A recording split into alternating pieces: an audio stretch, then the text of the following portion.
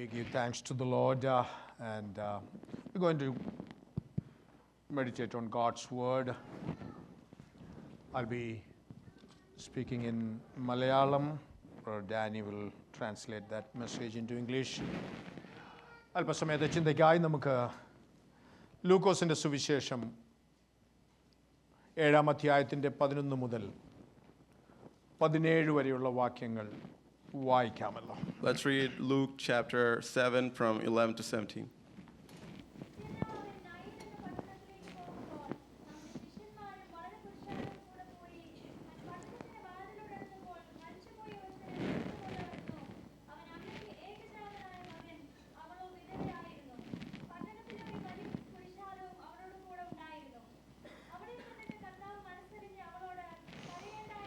അവനെ കണ്ടിട്ട് കർത്താവ് മനസ്സലിഞ്ഞു അവളെ കണ്ടിട്ട് കർത്താവ് മനസ്സലിഞ്ഞു അവളോട് കരയണ്ട എന്ന് പറഞ്ഞു. മതി.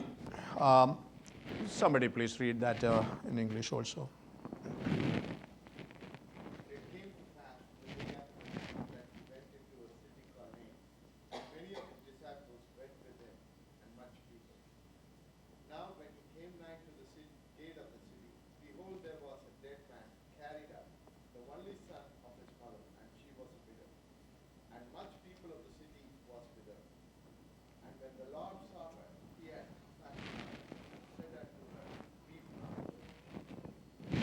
He had compassion on her and said,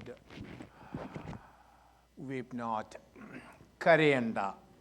When the Lord saw her, his heart went out to her and he said, don't cry.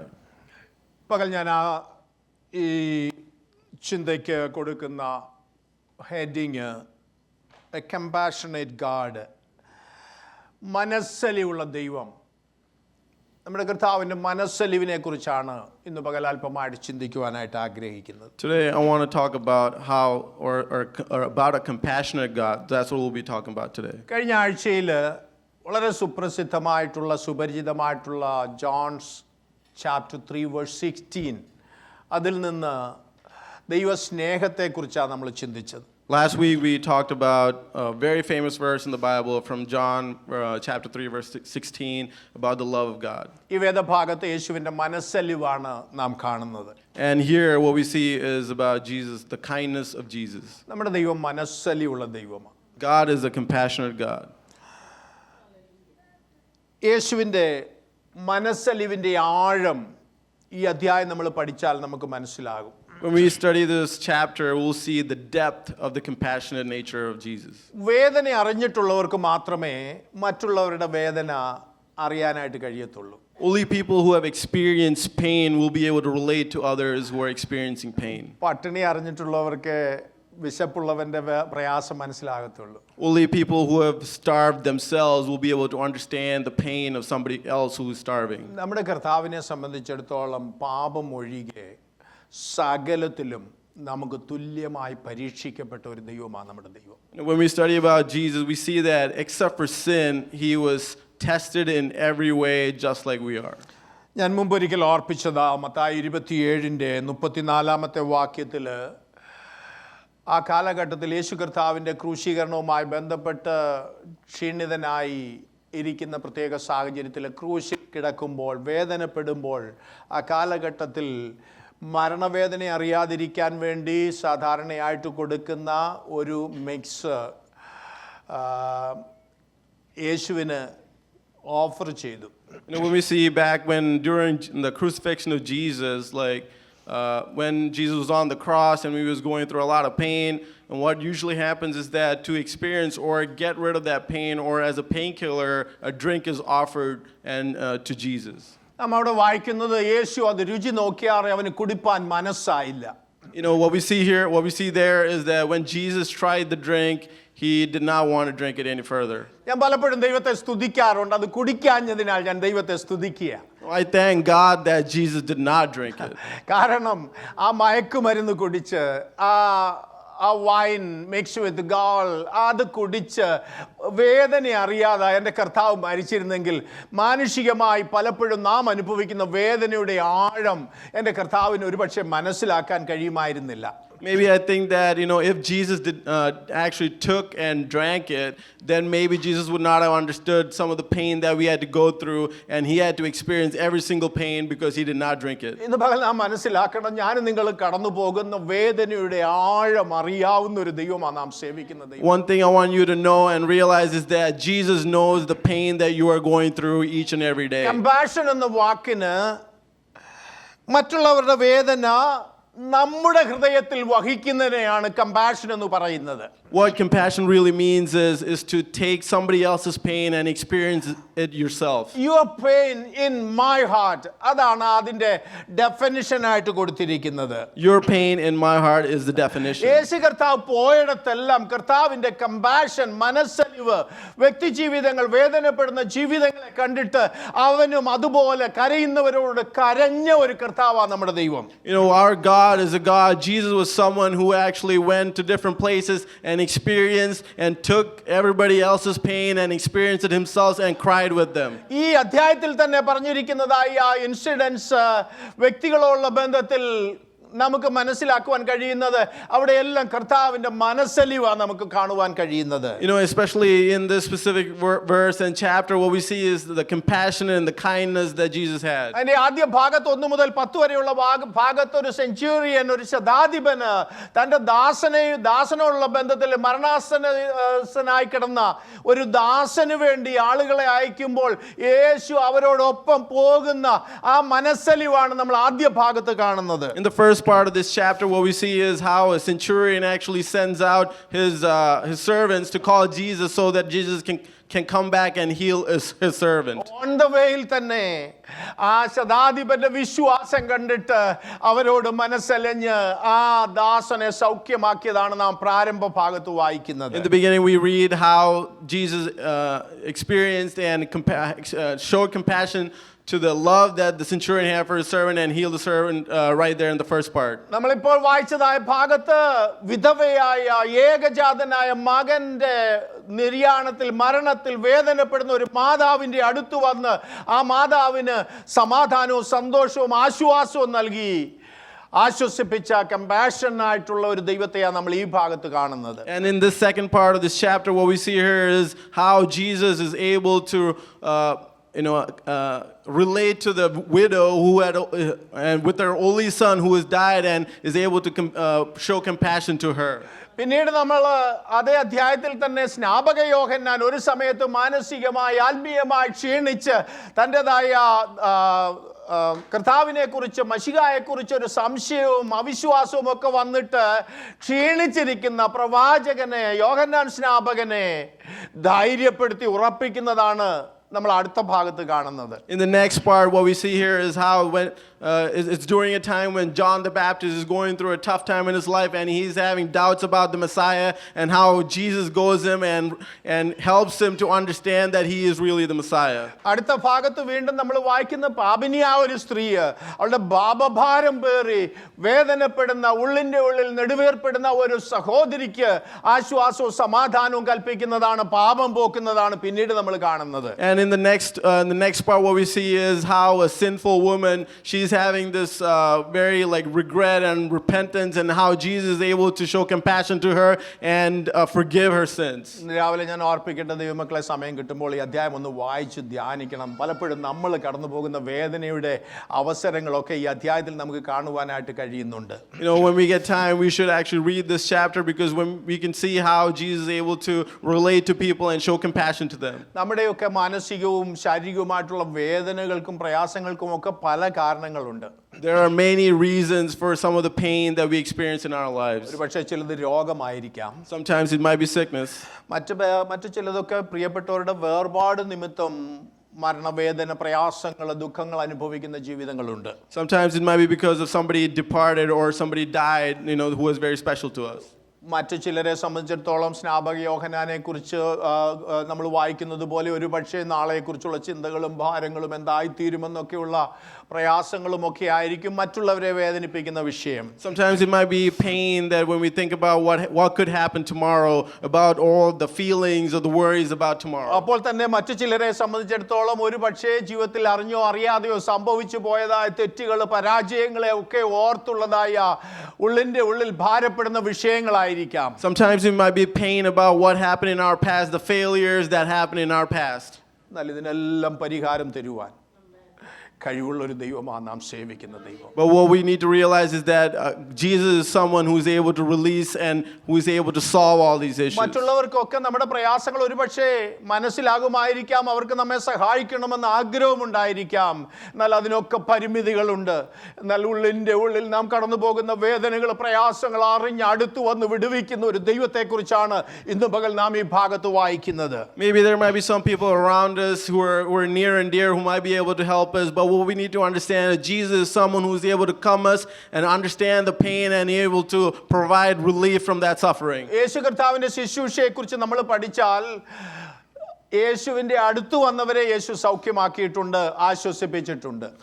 When we read about the work of Jesus, we see that people who came to him, he is able to provide healing and provide compassion. എന്നാൽ യേശുവിന്റെ അടുത്ത് വന്നവരെ മാത്രമല്ല, അടുത്ത് വരുവാൻ കഴിയാതിരിക്കുന്നവരെയും അങ്ങോട്ട് ചെന്ന് ആശ്വസിപ്പിച്ച് സൗഖ്യവും സമാധാനവും നൽകിയ ചരിത്രമായ യേശുവിൻ്റെ ശുശ്രൂഷയെ നമ്മൾ പഠിക്കുമ്പോൾ മനസ്സിലാകുന്നത്. But not just the people who came to him, but what we see here is that Jesus actually went to people who were suffering and also relieved them of their suffering. യോഹന്നാന്റെ സുവിശേഷം 5-ാം അധ്യായത്തിൽ 38 വർഷം കുളക്കടയിൽ കിടന്ന ഒരു മനുഷ്യനുണ്ട്.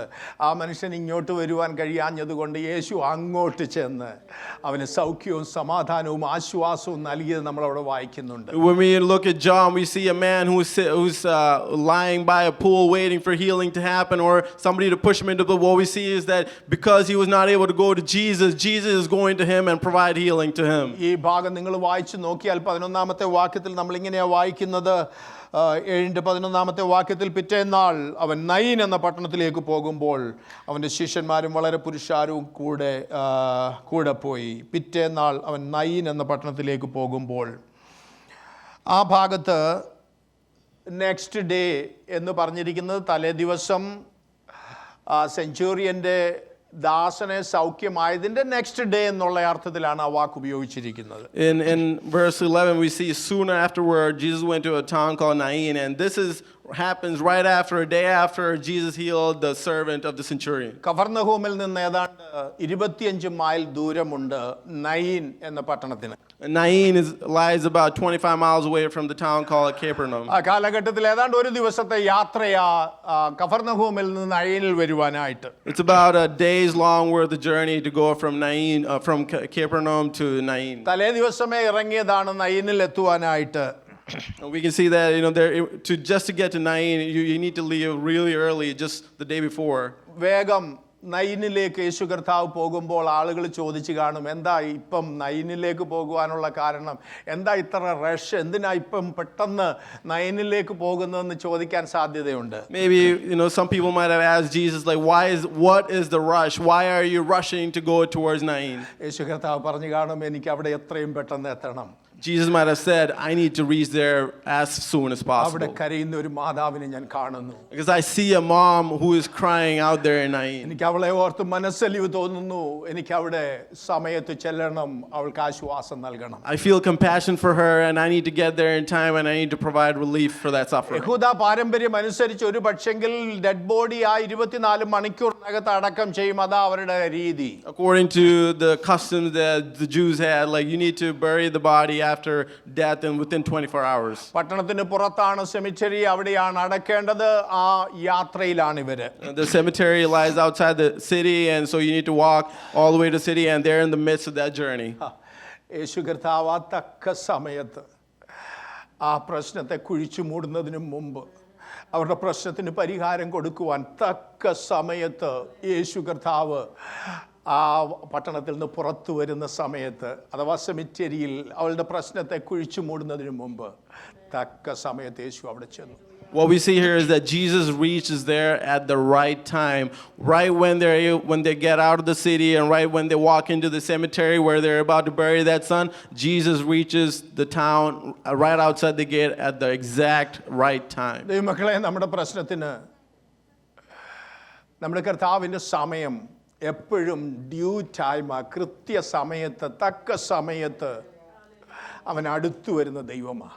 Jesus and God is someone who comes to you at the right time.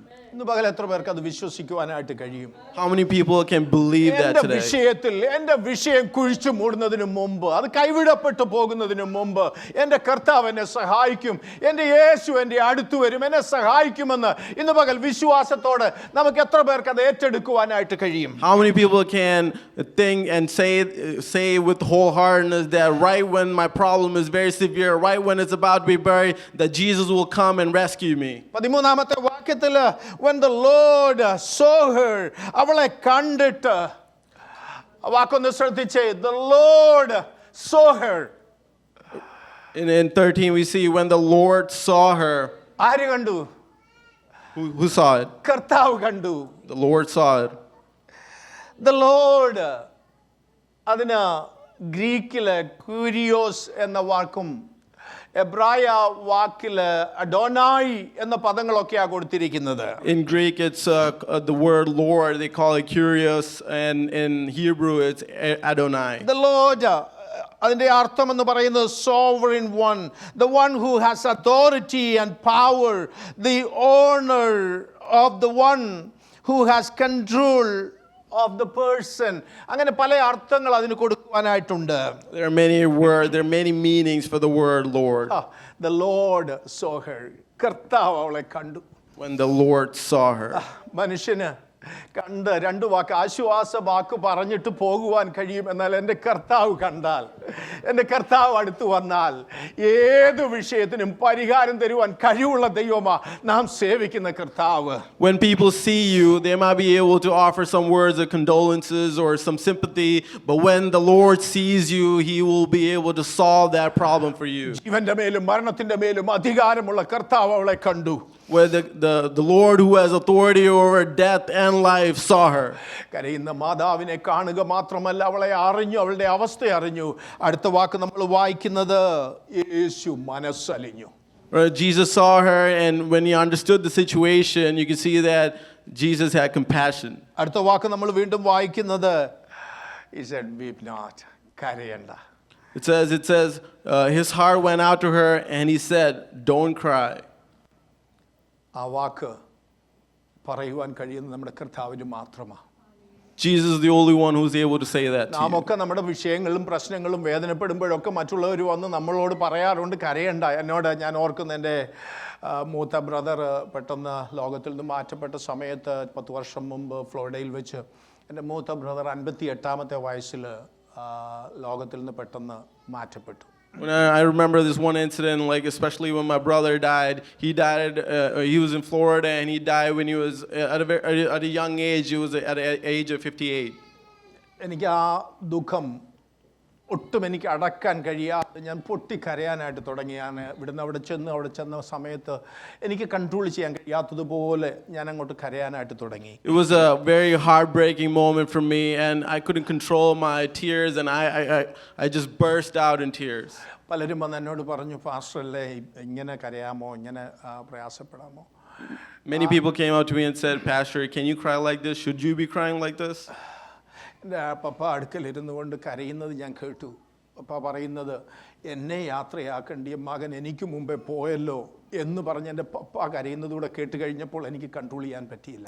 Especially I saw my dad, he was crying and he was saying that the one who was supposed to send me when I die, and I am here sending him as he dies. And when I saw that, I couldn't control my tears. ദൈവമക്കളെ, മരണമെന്ന് പറയുന്നത് ഏത് പ്രായത്തിലാണെങ്കിലും ദുഃഖമുളവാക്കുന്നതാണ്. Death is something that no matter what age you are, it evokes sadness. മരണം ഒരു യാഥാർത്ഥ്യമാണ്. It's A reality. മരണം ഒരു യാഥാർത്ഥ്യമാണ്. Death is a reality, it cannot be avoided. ആ യാഥാർത്ഥ്യത്തോട് മുഖം തിരിച്ച് നിന്നിട്ട് കാര്യമില്ല. അതിനുവേണ്ടി ഒരുങ്ങുക ശരിക്കും യഥാർത്ഥമായിട്ടും ഞാനും നിങ്ങളും ചെയ്യേണ്ടതായ കാര്യം. Since it cannot be avoided, you need not be turn your face back from death, but instead be ready so that when death comes, you are ready. ഞാൻ പലപ്പോഴും പറയാറുണ്ട്, live well and die well. നന്നായി ജീവിച്ചിട്ട് നന്നായി മരിക്കുക, അതാ നമുക്ക് ചെയ്യാൻ കഴിയുന്ന പ്രധാനപ്പെട്ട വിഷയം. One thing that we can do is to live well and die well. ഈ സംഭവത്തിൽ നിങ്ങൾ നോക്കിക്കേ, ഈ മാതാവിനെ സംബന്ധിച്ചിടത്തോളം ഡബിൾ പെയിനാ. കാരണം സ്വന്തം ഭർത്താവിനെ അടക്കിയ ആ സ്ത്രീയെ സംബന്ധിച്ചിടത്തോളം ഏക ആശ്രയമായിരുന്ന മകനെയും ഇപ്പോൾ അടക്കുവാനായിട്ട് പോകുക. What we see here is that this widow had a specific, it's a double whammy for her, because she already had to bury her husband, and now her only soul rock or refuge that she could have depended on, her son, is also dead. മാതാവിനെ സംബന്ധിച്ചിടത്തോളം ദുഃഖിക്കുകയല്ലാതെ കരയുകയല്ലാതെ മറ്റൊന്നും ചെയ്യുവാനായിട്ട് കഴിയത്തില്ല. When it comes to the mom, we can see that there is no other option for her but to be depressed and be sad. മരണത്തിന്റെ മേൽ നമുക്ക് ആർക്കും control ഒന്നുമില്ല. We don't have any control over death. നമ്മ ജീവന്റെ മേലും മരണത്തിന്റെ മേലും അധികാരമുള്ള കർത്താവ് പറയുകയാ, കരയണ്ട എന്ന് പറഞ്ഞ് അവളെ ആശ്വസിപ്പിക്കുക. But Jesus, who have authority over life and death, is telling her, don't cry. യേശു ആ സ്ത്രീ കടന്നുപോയ, മാതാവ് കടന്നുപോയ ദുഃഖത്തിന്റെ ആഴം അറിഞ്ഞു. Jesus was able to understand the depth of the sadness that this mom had to go through. യേശു അടുത്തു വന്നു, മനസ്സലിഞ്ഞു, അവളെ ആശ്വസിപ്പിക്കുന്നു, കരയേണ്ട എന്ന് പറഞ്ഞു. Jesus comes to her and helps her and says to her, don't cry. കരയേണ്ട എന്ന് പറയുക മാത്രമല്ല, ആ പ്രശ്നത്തിന് പരിഹാരവും കൊടുത്ത് അവളെ ആശ്വസിപ്പിച്ച കർത്താവാണ് നമ്മുടെ കർത്താവ്.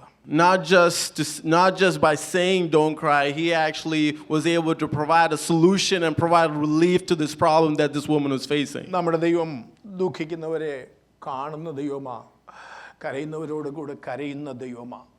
ലാസറിന്റെ കല്ലറയുടെ അടുക്കൽ ചെന്ന് കരയുന്ന സഹോദരിമാരെ കണ്ടിട്ട് യേശു അവരോടൊപ്പം ചേർന്ന് കരഞ്ഞതായിട്ട് നമ്മൾ വായിക്കുന്നു. Jesus is someone who sees the sadness, sees the people who are depressed, and also cries with them. As we can see that when the story of Lazarus, Jesus went up to him and cried with them. നമ്മുടെ വിഷയങ്ങൾ അറിയുന്ന, വേദന അറിയുന്ന ഒരു ദൈവമാണ് നാം സേവിക്കുന്ന ദൈവം. Our God is someone who is able to understand us and cries with us. ഈ ഭാഗത്തു നിന്ന് ഒന്ന് രണ്ട് വാക്കുകളോട് വേഗം ഞാൻ ഓർപ്പിച്ചിട്ട് അവസാനിപ്പിക്കുവാനായിട്ട് ആഗ്രഹിക്കുക. നാല് കൂട്ടർ ഒന്നിക്കുന്നത് നമ്മൾ ഈ ഭാഗത്ത് കാണുന്നുണ്ട്. We can see here that there are four types of people, four groups of people are coming together here. Four special meeting took place at the city gate on that day. ഒന്നാമത്തെ കൂട്ടര്, two crowds met together. രണ്ട് കൂട്ടര് അവിടെ ഒന്നിക്കുക. Two crowds are coming together at this town gate. നമുക്കറിയാം, യേശു കർത്താവ് നൈനിലേക്ക് യാത്ര ചെയ്യുമ്പോൾ തന്നോടൊപ്പം 11ാമത്തെ വാക്യത്തിലുണ്ട്, തന്നോടൊപ്പം ഒരു വലിയ കൂട്ടം തന്നോടൊപ്പമുണ്ട്. We can see that as Jesus went to this town, disciples and a large crowd went along with him. നിങ്ങൾ ആ ഒരു ടീമിനെ, ആ ഗ്രൂപ്പിനെ ഒന്ന് നോക്കി. യേശു മുമ്പിൽ യാത്ര ചെയ്തു വരികയാ. Can you look and see this group as Jesus is coming towards this town? ആ യേശു ജയാളിയെ പോലെ മുമ്പിൽ ഇങ്ങനെ ജയഭേരി മുഴക്കി മുമ്പിൽ വരുമ്പോൾ തന്നെ പുറകിൽ ഒരു വലിയ കൂട്ടം തന്നെ അനുഗമിക്കുന്നുണ്ട്. As Jesus coming to this town victoriously, a large group of people are following him. അവരുടെ മുഖത്തേക്ക് നോക്കിയാൽ തീർച്ചയായിട്ടും അവർക്ക് സന്തോഷമുണ്ട്. അവരുള്ളിന്റെ ഉള്ളിൽ സന്തോഷത്തോടെ, ചിരിയോടെ, ആർപ്പോടെ മുമ്പോട്ട് വരികയാ. When we can think about this, like when you look at these people, you can see that they probably came to him with like happiness in their hearts. ആ ടീമിനെ നോക്കിയാൽ അവരുടെ സന്തോഷ വിഷയം കാറും വീടും മറ്റു കാര്യങ്ങളും ഒന്നുമല്ല. അവരുടെ സന്തോഷ വിഷയം യേശു അവരോടൊപ്പമുണ്ട് എന്നുള്ളതാണ് അവർക്ക് സന്തോഷത്തിന് വക നൽകുന്നത്. We can assume that whatever happiness that they have is not from material things, but their happiness comes from the fact that Jesus is with them. രാവിലെ ദൈവമക്കളെ, യേശുവുള്ള കുടുംബത്തിൽ, യേശുവുള്ള വ്യക്തി ജീവിതങ്ങൾ സന്തോഷമുണ്ട്. Well, dear believers, what I want to say is that in what families there is Jesus, there is happiness. അവരുടെ ഉള്ളിൽ സന്തോഷവും ഉല്ലാസത്തിന്റെയും ജയത്തിൻ്റെയും ഘോഷം അവരുടെ വീടുകളിൽ ഉയരും. There is happiness in the houses where Jesus lives. പകൽ ദൈവമക്കളുടെ സന്തോഷമുള്ള മുഖം കാണുമ്പോൾ എനിക്ക് മനസ്സിലാകും ദൈവം കൂടെയുണ്ടെന്നുള്ള ഉറപ്പാണ്. ദൈവം നമ്മോടൊപ്പമുണ്ട്, ഞാൻ കർത്താവിനോട് കൂടെയാണെന്നുള്ള ഉറപ്പാ നമ്മുടെ മുഖത്ത് ചിരിയും സന്തോഷവും ഇന്ന് രാവിലെ നൽകുന്നത്. When I see the faces of the happy believers here, I can assure you that I see that Jesus is in their houses. എന്നാൽ മറുഭാഗത്ത് രണ്ടാമത്തെ ടീമിനെ ഒന്ന് നോക്കി. അവർ കടന്നു വരുന്നത് കരച്ചിലോട്, ദുഃഖത്തോട്, വിലാപത്തോടെയാണ് ഒരു കൂട്ടം ജനം ഇങ്ങോട്ട് കടന്നു വരുന്നത്. When we look at this other group that's coming towards this town, from inside the town, we can see that they're coming in with sadness and a lot of tears. അവർ സെമിറ്ററിയെ ലക്ഷ്യം വെച്ച് അവർ യാത്ര ചെയ്യുന്നത്. They're going straight to the cemetery. രണ്ട് കൂട്ടരെ നിങ്ങളൊന്ന് ശ്രദ്ധിച്ചേ. യേശുവിനോടുള്ള കൂട്ടരും യേശു ഒപ്പമുള്ള കൂട്ടരും യേശുവില്ലാത്ത മറ്റൊരു കൂട്ടരും. Can we look at these two groups and analyze them? One group with Jesus and the other group without Jesus. അവരുടെ ലക്ഷ്യം സെമിറ്ററിയ. അവരുടെ പാട്ട് ദുഃഖത്തിൻ്റെ പാട്ടാ, ശോകഗാനം അവർക്ക് പാടുവാനായിട്ടുള്ളത്. The sad group is they're targeting, they're going straight to the cemetery and they're singing songs of sadness. കരച്ചിലും കണ്ണുനീരുമാണ് അവരുടെ മുഖത്ത്. ഒരു പ്രതീക്ഷയില്ലാത്ത ഒരു ടീമാണ് അവര്. They are a group without hope. They're crying and they're desperate. ഇന്ന് ലോകത്ത് നമ്മൾ നോക്കിയാൽ, ചുറ്റുപാട് നോക്കിയാൽ വലിയൊരു കൂട്ടം ജീവിതത്തിൽ പ്രതീക്ഷയില്ലാതെ, പ്രത്യാശയില്ലാതെ സെമിറ്ററിയെ യാത്ര ചെയ്യുന്ന നരകത്തിലേക്കുള്ള യാത്രയില വലിയൊരു സമൂഹം, വിശാലമായ പാതയിൽ കൂടെ കടന്നു വരുന്ന വലിയൊരു സമൂഹം, ക്രിസ്തുവില്ലാതെ ദൈവമില്ലാതെ ജീവിക്കുന്ന വലിയൊരു സമൂഹം ചുറ്റുപാടുമായിട്ടുണ്ട്. When we look at this world around us, we can see that there is a large group of people who are targeting, going straight to the cemetery and with sadness, and that is the majority of the people in this world. അയ്യോ, അവരെ കാണുമ്പോഴുള്ള പ്രയാസം, ദുഃഖം, കരച്ചില്. ഈ ഒരു വലിയ സമൂഹം നരകത്തിലേക്കാണല്ലോ പോകുന്നത്, ദൈവത്തെ കൂടാതെയാണല്ലോ പോകുന്നത്, ക്രിസ്തുവിനെ കൂടാതെയാണല്ലോ പോകുന്നത്. അവരുടെ അന്ത്യം എന്തായിത്തീരുമെന്നുള്ള വലിയ ദുഃഖം നമ്മെ ഇന്ന് രാവിലെ ഭരിക്കണം. We need to be sad. We need to have this conviction in us that this large group of people are heading straight to hell and they have no hope and they're desperate. We need to have that conviction.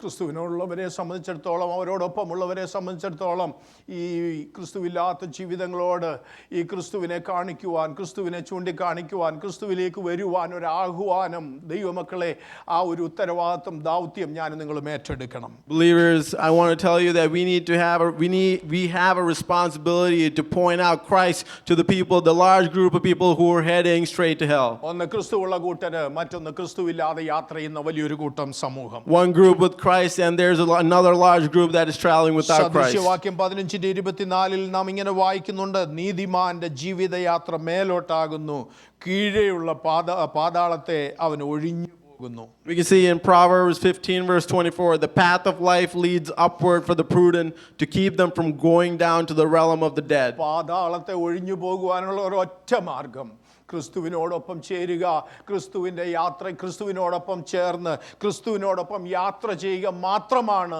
പാതാളത്തെ ഒഴിഞ്ഞു പോകുവാനുള്ള ഏക മാർഗം. Traveling with Christ is the only way to avoid hell.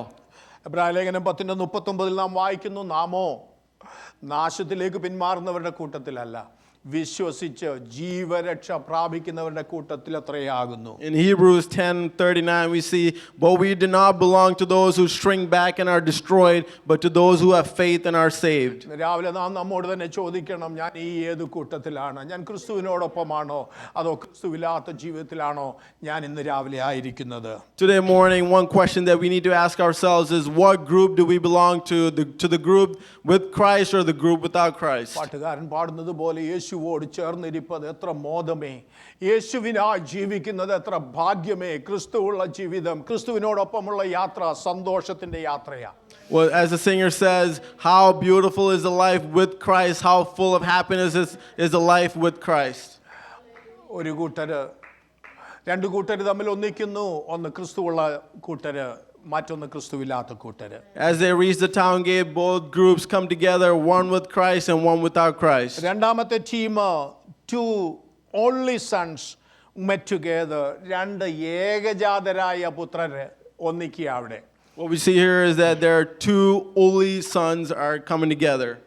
കഴിഞ്ഞ ആഴ്ച നാം ചിന്തിച്ചതുപോലെ യോഹന്നാൻ 3:16 തൻ്റെ ഏകജാതനായ പുത്രനെ നൽകുവാൻ തക്കവണ്ണം ലോകത്തെ സ്നേഹിച്ച ജീവനും സമൃദ്ധിയായ ജീവനും നൽകുന്ന ഏകജാതനായ പുത്രൻ ഒരു ഭാഗത്ത്. What we see we saw last week in John 3:16, for God so loved the world that he gave his only son. That only son is on that one side. മറുഭാഗത്ത് ആ വിധവയായ മാതാവിൻ്റെ ഏകജാതനായ മകൻ മറുഭാഗത്ത്. On the other side, we see this widow's only son. അവർ രണ്ടുപേരും ഒന്നിക്കുക. They're coming together. മൂന്നാമത്, two sufferers met together. And thirdly, there are two sufferers who met together.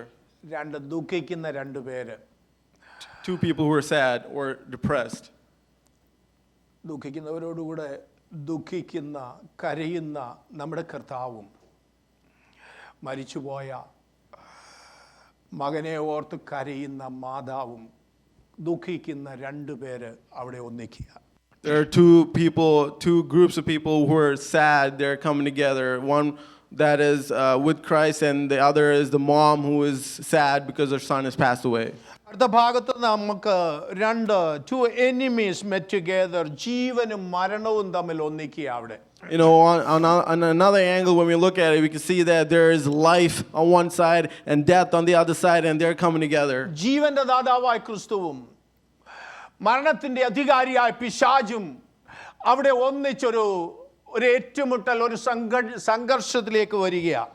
The one who gives life, Jesus, and the one who is the authority of the death, the devil, they're coming together, and there's this great war that's going to happen. ഒടുക്കത്തെ ശത്രുവായ the last enemy, ഒടുക്കത്തെ ശത്രുവായ മരണവും ജീവനും തമ്മിൽ സന്ധിക്കുക അവിടെ.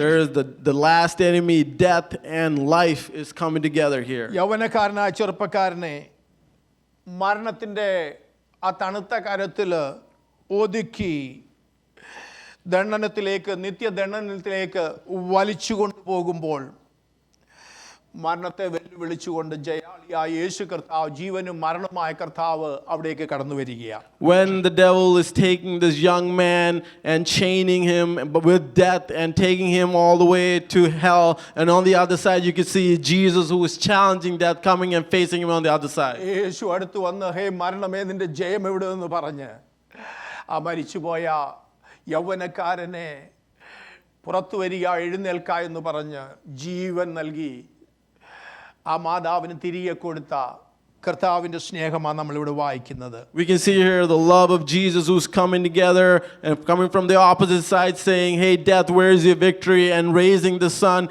from the pangs of death and raising him up to and bringing him to life. യേശു കർത്താവ് ഈ ഭൂമിയിലേക്ക് വന്നത് മരിച്ചവരെ ഉയർപ്പിക്കുവാൻ വേണ്ടിയാ. Jesus came on this earth to raise people from dead. പാപത്താൽ മരിച്ചുപോയ ജീവിതങ്ങൾക്ക് ജീവൻ നൽകുവാൻ, പുതുജീവൻ നൽകുവാനാ യേശു കർത്താവ് ഈ ഭൂമിയിലേക്ക് വന്നത്. Jesus came to this earth so to lift people from the sin, the death and the sin that they were laying in. എബ്രായ ലേഖനം, എഫെസ്യ ലേഖനം 2:1 അതിക്രമങ്ങളിലും പാപങ്ങളിലും മരിച്ചവരായിരുന്ന നമ്മെയും അവൻ ഉയർപ്പിച്ചു. When we see in Ephesians that Jesus raised people that were died in sin. എബ്രായ ലേഖനം 2:14-15 വാക്യങ്ങളിലും എബ്രായ ലേഖന കർത്താവും യേശു കർത്താവ് ഈ ഭൂമിയിലേക്ക് വന്നതിന്റെ ഉദ്ദേശത്തെക്കുറിച്ച് അവിടെ രേഖപ്പെടുത്തിയിട്ടുണ്ട്.